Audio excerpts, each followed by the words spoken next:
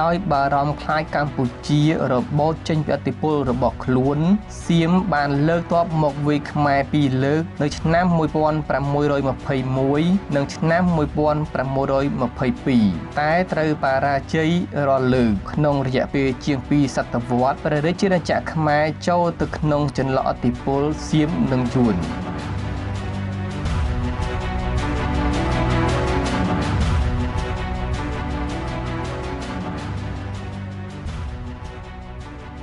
បាទសូមជម្រាបសួរដល់ប្រិយមិត្តដែលយកតាមដាននីតិប្រវត្តិសាស្ត្រនៅថ្ងៃនេះខ្ញុំបាននឹងលើកយកនៅប្រវត្តិសាស្ត្រថ្មីមួយទៀតមកជម្រាបជូនដល់ពុកម៉ែបងប្អូននោះគឺឥទ្ធិពលសៀមនិងយួនមកលើកម្ពុជាដូច្នេះសូមពុកម៉ែបងប្អូនរីករាយស្ដាប់ជាមួយខ្ញុំបាទដូចតទៅ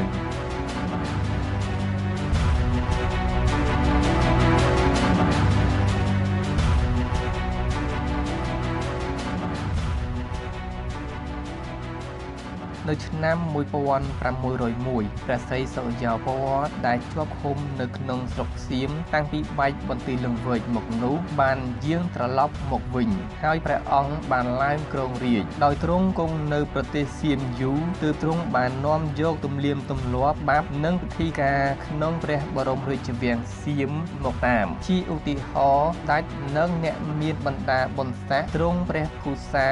គឺអាវផាយបែបថៃពណ៌លឿង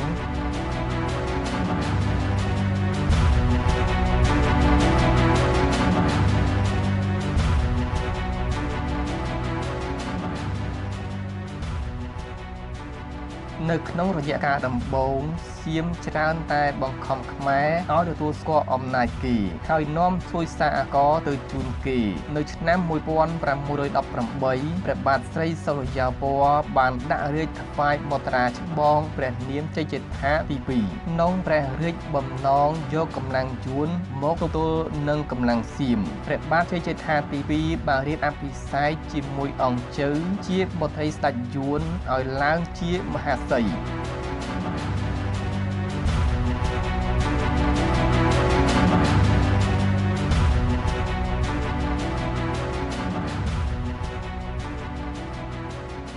សត្រីអង្គជើបានផ្ដល់កន្លែងសំខាន់ទៅឲ្យអ្នកសំណង់ពួកយួនមកតាំងលំនៅនៅកម្ពុជាបានគ្រឹះស្ថានជំនួញនិងសាខាគ្រឹះស្ថានចំនួនជាច្រើននៅឧដុង្គនិងជាពិសេសនៅព្រៃនគរដែលកាលនោះជាក្រុងមួយរបស់ខ្មែរ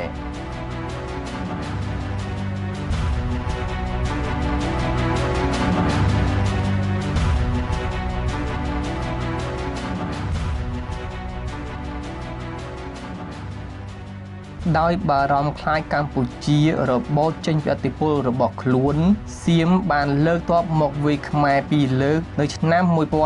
1621និងឆ្នាំ1622តែត្រូវបរាជ័យរាល់លើកក្នុងរយៈពេលជាង2សតវត្សព្រះរាជាណាចក្រខ្មែរចូលទៅក្នុងចន្លោះឥទ្ធិពលសៀមនិងយួន